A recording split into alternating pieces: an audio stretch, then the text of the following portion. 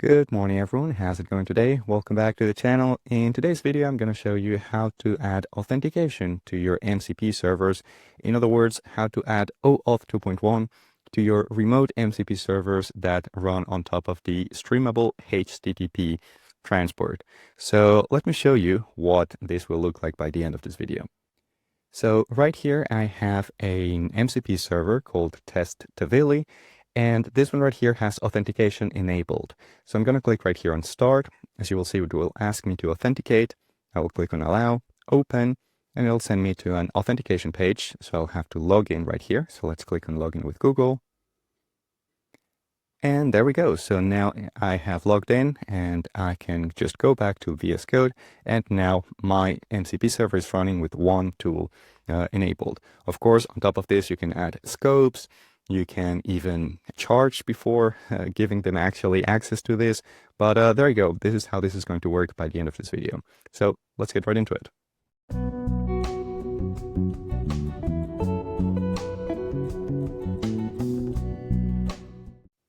And before we start the whole thing, I just wanted to mention that if you're not familiar with authentication and authorization, there might be a few things that are new to you in this video. But don't worry, don't be discouraged. I explain everything in great detail and very clearly so that everything is clear for you. And also you can get the code of this video right in the description. There's the repository that you can open and execute it on your own and follow along to make sure that everything is working correctly. And if you have any questions, just drop them right there in the comments and I'll be there to help you. And by the way, I am launching a course on MCP, both for MCP servers and MCP clients. So if you're interested in that, you can join the waitlist in the description, or if you're watching this in the future, then it might already be out. So the link is in the description if you're interested. So let's get right into it. All right, so the first thing I want to do right now is I want to show you the starting point from which we're going to be adding authentication, okay? So first of all, we're going to go right here, and as you can see, I already have my MCP server working. And this right here, what I did is essentially I just initialized my FastMCP server. Remember that FastMCP automatically hosts your MCP server on /MCP from wherever you host it. So this thing right here is going to be at the root /MCP, as we're going to see in just a moment. After that, I have initialized my tvili client because in this demo, I'm going to be using a web search tool, and tvili is just a search engine for LLMs that works great, by the way. And right here, I just created a very quick tool that all it does, it searches the web depending on the query and returns the results. And that's all that's going on right here, okay? As you can see, I also have a config file right here with my tvili API key, the port. So I'm going to be hosting this in the port 10,000.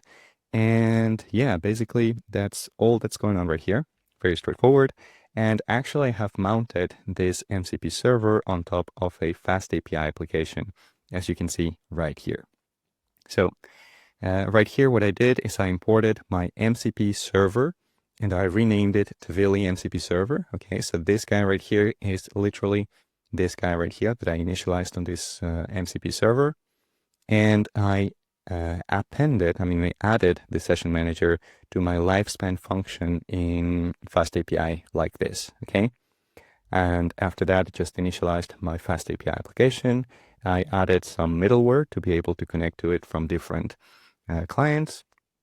And I basically just mounted the FastMCP application on top of my FastAPI application.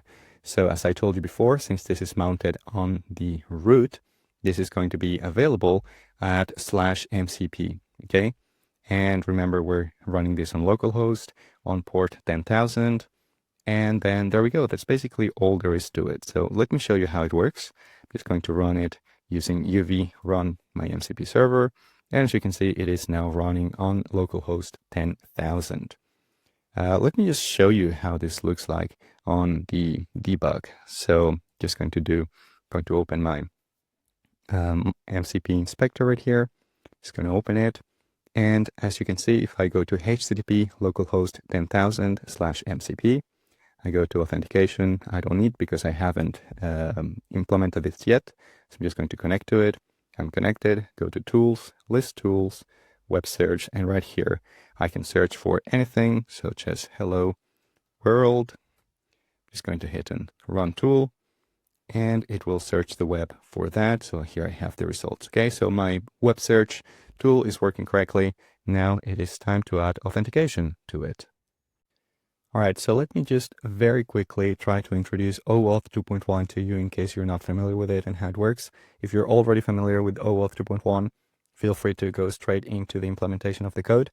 Right here, I'm just going to give you a very, very, very high level explanation of how it works because, of course, it's a pretty complex and sophisticated workflow. We're not going to go through the whole thing, but just want to give you an intuition of what's going to be happening behind the scenes. Okay, so let's get right into that.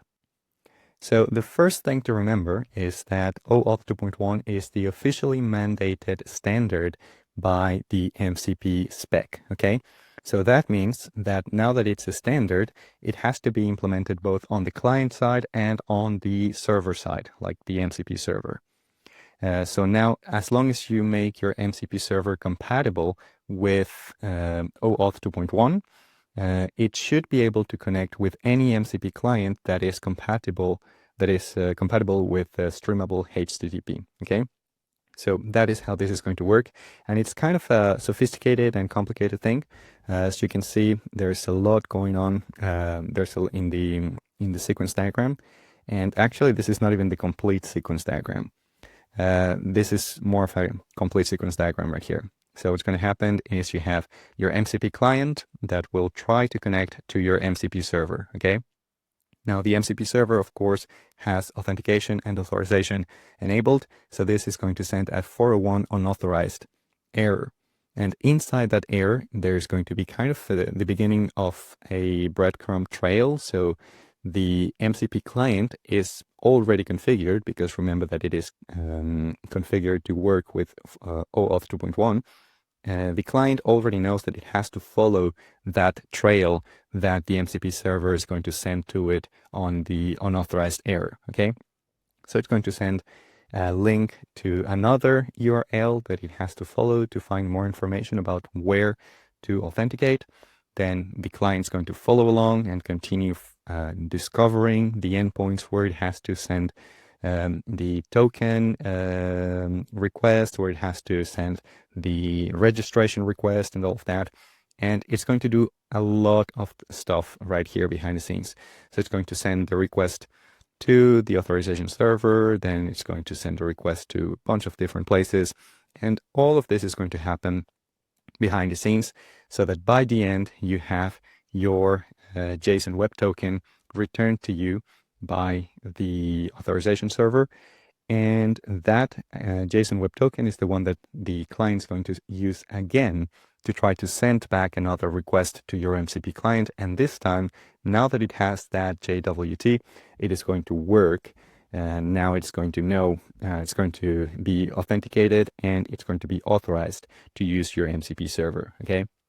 So as you can see, this is pretty complex workflow. Of course, you can always try to implement this yourself, although I would only recommend to do that in production if you're really good at this, because it's a pretty complex and sophisticated workflow, and you have to maintain the authorization server, the resource owner part right here, connection to the Google or GitHub or whichever identification service you're using. You have to configure that as well with the MCP server. There's a lot of stuff to configure. And yeah, that's just a lot of stuff. Something that you can do instead is use ScaleKit, which is a great tool, a great service that I'm using right now. Basically, what they do is they let you turn all of this into something that looks more like, more like this. And as you can see, it's way more straightforward. Basically, what's going to happen is now your client's going to send a request to the MCP server. The MCP server is going to return the unauthorized part, and that's all you have to do. You just have to add that endpoint to your MCP server. so that your client figures out where to find the next. And then from there, it's going to go straight to the ScaleKit authentication server. It's going to do all of that complicated stuff for you. And all you're going to have to do is just get back the JSON Web Token. And then the client, remember, we're not building a client right here, so we don't have to configure all of this client discovery. The client's going to know that it has to now append that JSON WT to its next MCP request, and now you will validate it in the MCP server. So in short, with ScaleKit, all that we're going to have to do is 4 steps. We're going to have to add a well-known endpoint to our MCP server. We're going to have to create our own authentication middleware that will validate the authentication token. If there is no token, we're going to return a 401 error on every request with a header to the well-known endpoint that we have created. And if there is a token, we just validate the token. Very straightforward, very easy, and very powerful. So now that you have this context, let me just show you really quickly how this would work, like trying to pretend that we are the MCP client, okay? Just to try to make this even more clear. All right, so what I'm going to show you right here is we're going to try to pretend that we are the MCP client right here, and to show you the entire workflow of how this is, what the client's going to do by itself, so that you have a little bit more of the context of what is actually going on behind the scenes. So we're here in the inspector. We're going to try to connect to the localhost 10,000 MCP. And as you can see, there's an error because I am not authenticated. So what I'm going to do, I'm going to show you how this is going to work. So I'm going to pretend that I am the client, and I'm going to make a tool call to my MCP server and try to make it work from here.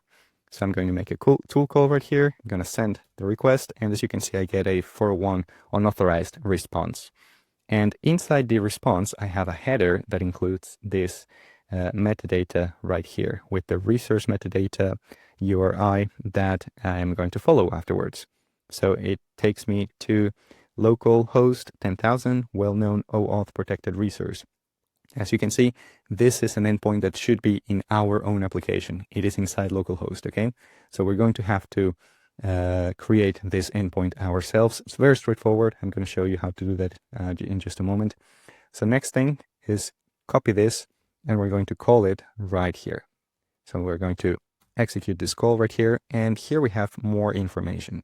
This one right here returns the authorization servers and the method supported. So we're using the bare header method, and we have the name of the resource and the documentation page, and also I appended here some scopes. So we're going to be able to search the read tool right here. Okay, so read the search tool right here. Okay, so there we go. Now what our client's going to do is going to take this part right here. That's why I told you that this is kind of a breadcrumb trail that the client has to be already configured to follow. And most MCP clients are already compatible with this, by the way. So I'm going to go right here. I'm going to go to resource. I'm going to paste this right here. And the client's already configured to append to this the well-known OAuth authorization server. So it's going to send a request here. And in here, it will figure out that that this is the issuer. The authorization endpoint is this one right here. So OAuth authorized. The token endpoint is this one to find the token. The introspection endpoint is this one. Okay, very interesting. Revocation endpoint. So this is all the information that the client needs to figure out how to create its account with this service and how to authenticate with it and issue a token. So now my client's going to request a token right here. So I'm going to, I think it is this one right here, to request a token. As you can see, OAuth token, and it's going to send a request from to this place right here using the credentials from my ScaleKit account. It's going to send this, and I have an access token that was issued to me. This is a JWT, by the way. So I'm going to copy this one right here, and now I'm going to go to Chrome.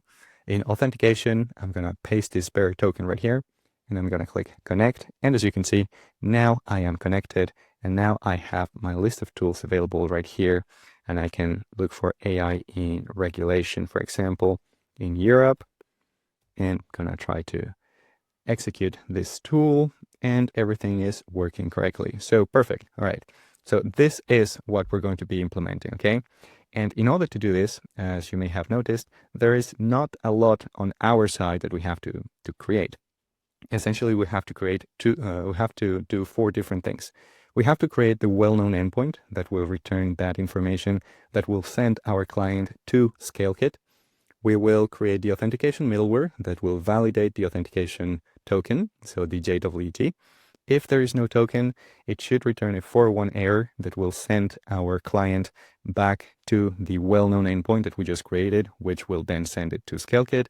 And if it is validated, then just validate it and execute the tool call. Okay, so that's what we're going to be doing right now. As you can see, it's very straightforward. So let's get right into it. All right, and in order to make this way faster and easier, we're going to be using ScaleKit. Now, ScaleKit is, as they say, a modular auth platform for AI applications, essentially just an authentication stack for AI apps. It's very straightforward and very simple and easy to use. It will simplify all of our process by a lot. Otherwise, this video would be 2 or 3 hours long. And something very cool about them is that they actually have a dedicated space for MCP authentication, which I haven't really seen around that much. Actually, this is the only time that I have seen a dedicated space for MCP auth. And it's great. Basically, you just create your MCP server, just add the details of your server right here in the dashboard, as you will see. Just go to the dashboard, go to MCP servers, and you can just start creating your MCP server authentication workflow. Just add the details and basically then just add the 4 things that I told you that we're going to be adding to our code in just a moment. And you have a completely working authentication system for your MCP server. Really like it. Really great shout out to them. And they actually have a very ridiculously generous free tier with 10,000 monthly active users for free. So I think it's worth it. Definitely take a look at it. Let's actually start now. The first thing that you're going to want to do is just create an account and then register your MCP server. All right, so first things first, you're going to create a ScaleKit account. And right here, you're going to, first of all, just create your account, register. This will create for you a development and a production environment. And from here, the first thing to do is to activate full stack right here. Just going to activate it. Full stack authentication. There we go. Very straightforward. Now, the next thing to do is to configure right here the authentication. So I'm going to go first to authorization right here. I'm going to go to permissions and I'm going to add a few scopes that I want to control. So the first scope that I want to add is search read. And the description for this, remember this one has to be human readable because this is the one that's going to appear in the authentication page. So basically it's going to say something like, you allow this application to do this and that and this and that, okay? So in this case, we're going to add something like use Tvili to search the web. There we go. I'm going to add this permission.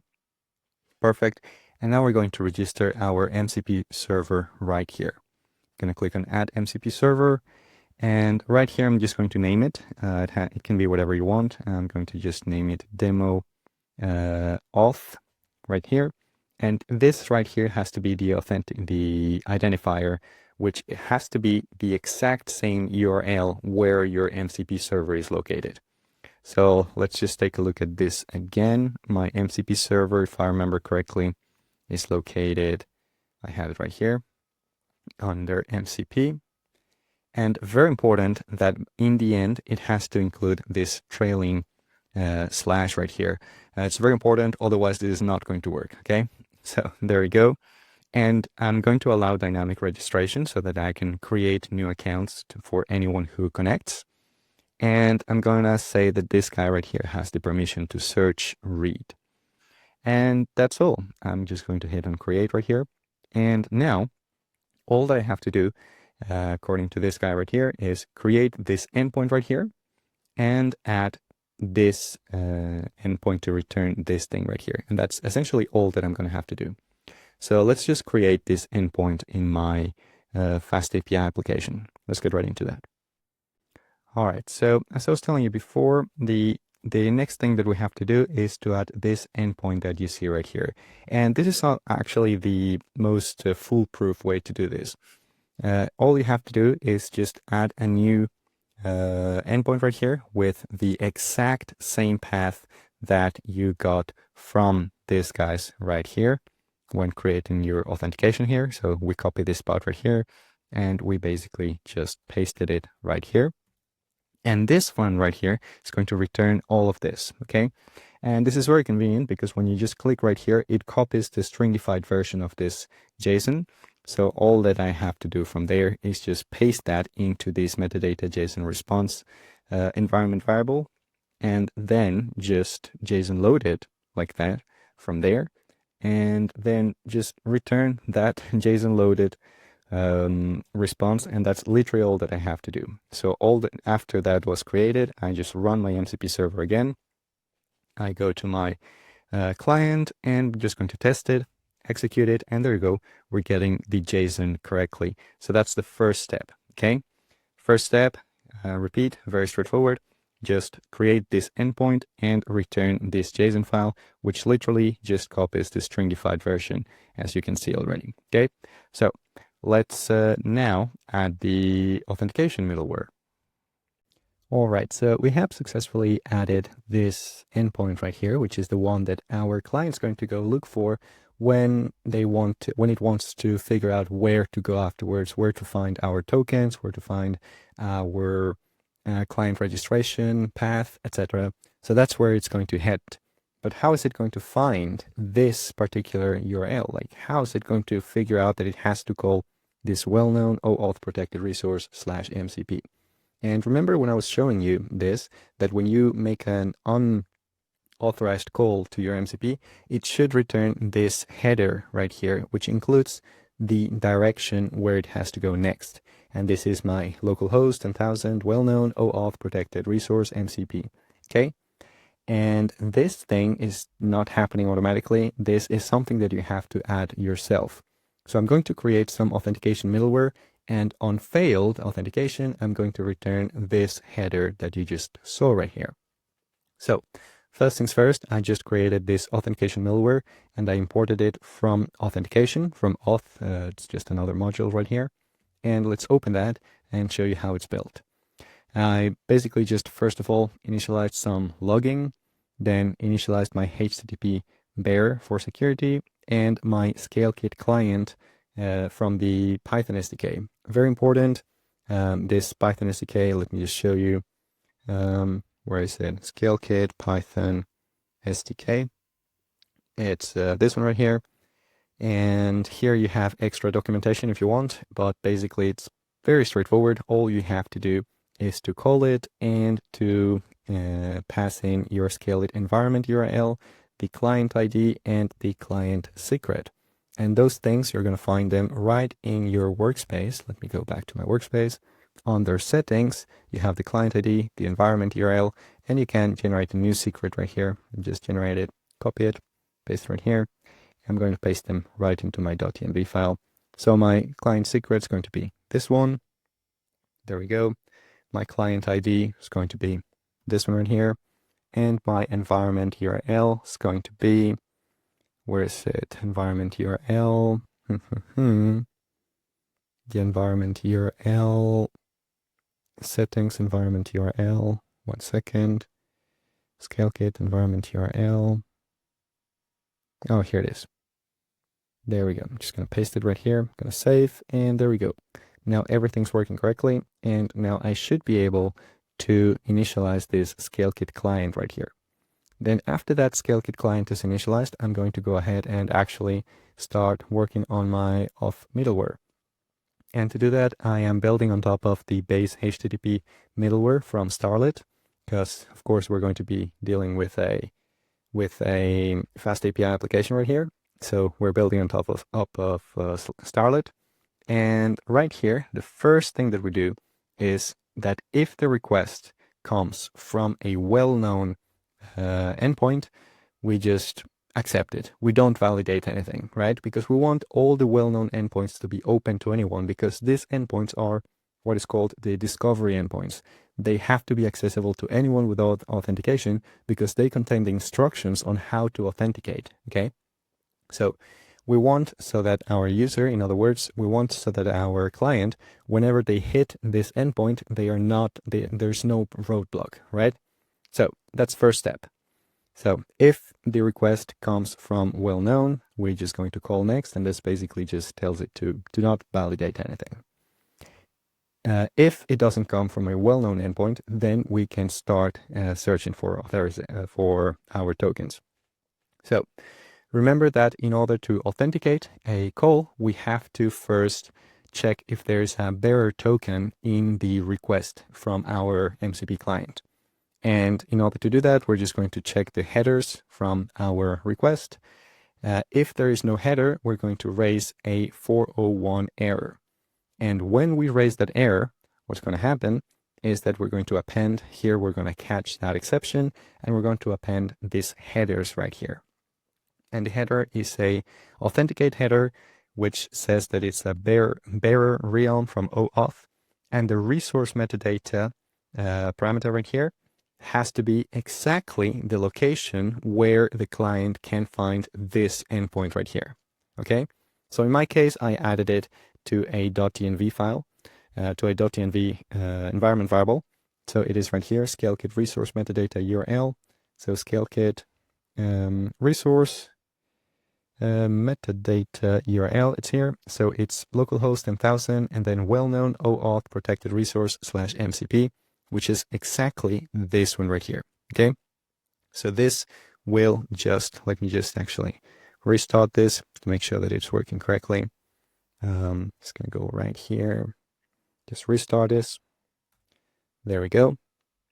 And now if I run this again, it's going to return my resource metadata HTTP localhost 10,000 well-known OAuth protected resource /MCP. So now my client, whenever it does an unauthorized request, it knows that it has to go look right here for the next step to actually authenticate with my MCP server. And that's not something that you have to configure yourself if you're not dealing with MCP servers, with MCP clients. That's already built into your MCP client. All you have to do is add this endpoint and add that header to the fail mechanism of your authentication. All right. So that's for the fail error. Now let's validate the token. All right, perfect. So we have already finished a good part of this. So we have made it so that when our MCP client makes a call to our MCP server, it gets a 401 error if it does not come with a bearer token, of course. And that 401 error will return a well-known URL, which your client will know that it has to follow to actually find the next steps to complete this. And all of this, you don't have to do it yourself because ScaleKit does it for you. So basically, this will already return all the information that it needs. Your client will call ScaleKit by itself, authenticate, register its own client, create its account, everything by itself, all of this complicated stuff. And then all that you're going to get by the end is just that your client's going to get is a JWT. And also by itself, it's going to save it, store it, maybe in some client storage, database, etc. And now, next time it will try, and then after that, it will try to call again your MCP server, okay? So called your MCP server, got an error, but got sent to the instructions on how to authenticate. It authenticated, and now it has a bearer token. Now it will try to call the MCP again, the MCP server, but this time with a bearer token.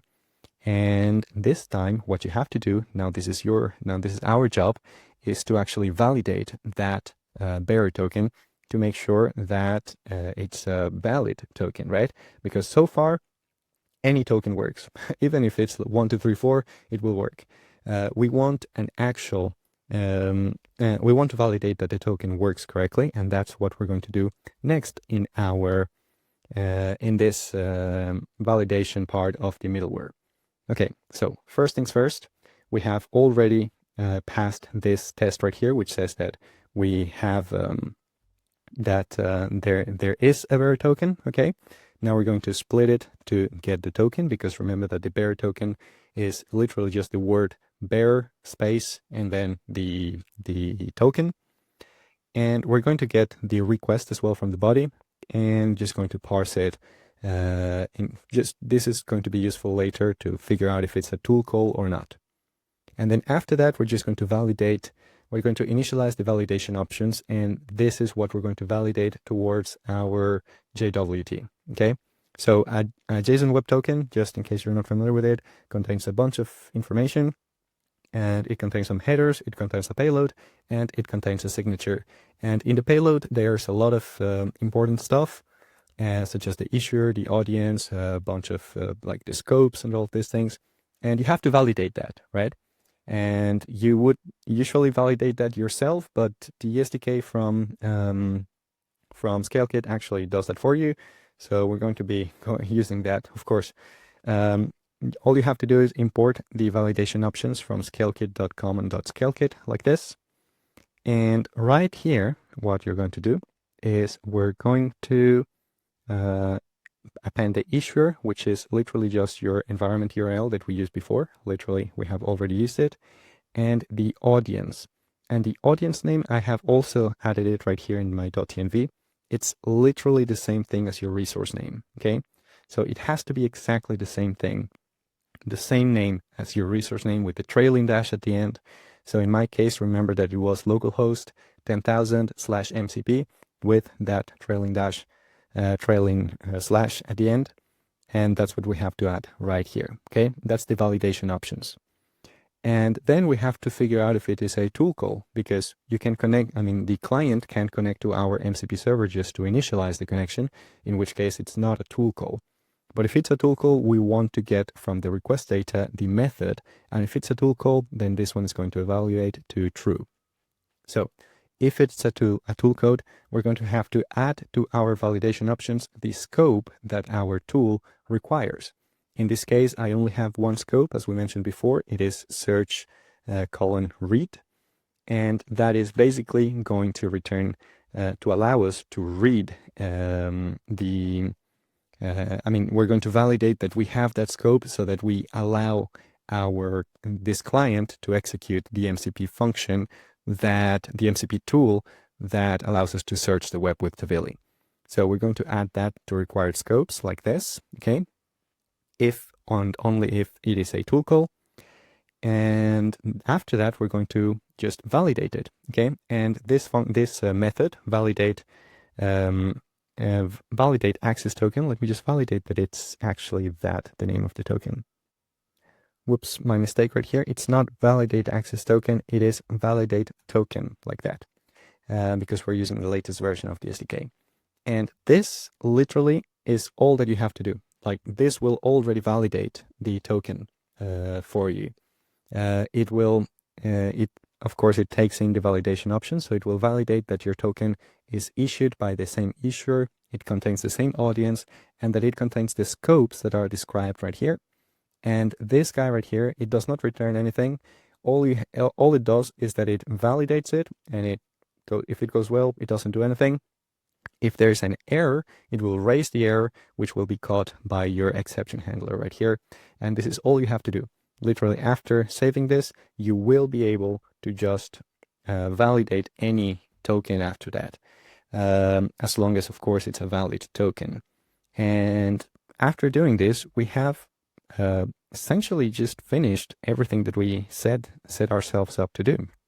So we have finished the fact that now our MCP server returns a 401 error whenever it gets an unauthorized call. We created our well-known endpoint, which tells it where to go look for afterwards. And of course, that endpoint is also included in the header right here from our unauthorized call. Then our client will do all of this by itself, because we're not developing the client ourselves. We're just MCP server developers. And then after that, After it created its account, did all of the complicated stuff with ScaleKit, the client itself, which in this case is going to be Copilot or Cursor or whichever IDE or agent you're using, this guy is going to send back the bearer token. Send back another request, like a second attempt to work with our MCP server, and this time it is going to include an authorization header called bearer with the bearer token. And now all that we have to do is validate it, which we just did just a moment ago. And now, since this is literally just middleware, this will just pass, it will continue. And now the middleware, we have just appended it right here. So we do app.add_middleware, Auth Middleware, which we have just created. And if the middleware does not raise any errors, it will continue into our Tavily MCP server. Okay, so far, so good. How about we test it and try it out? Let's see. So there you go. We can now restart. I'm coming back right here to my VS Code page right here, and now I have this Tavily MCP server already added to it. And as you can see, it's in the same location as it was before. Let me just take a look. Let's make sure that it's actually running. It's going to restart it to make sure that I have the latest changes. And just going to click on restart right here. And it's going to say allow, open it. And there we go. We should get to this login account. I'm going to log in with Google. Why not?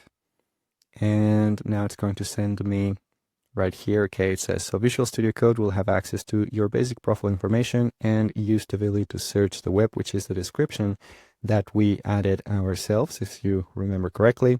I'm going to click on Authorize. I'm going to be sent back to Visual Studio Code. There we go. Now this thing is running.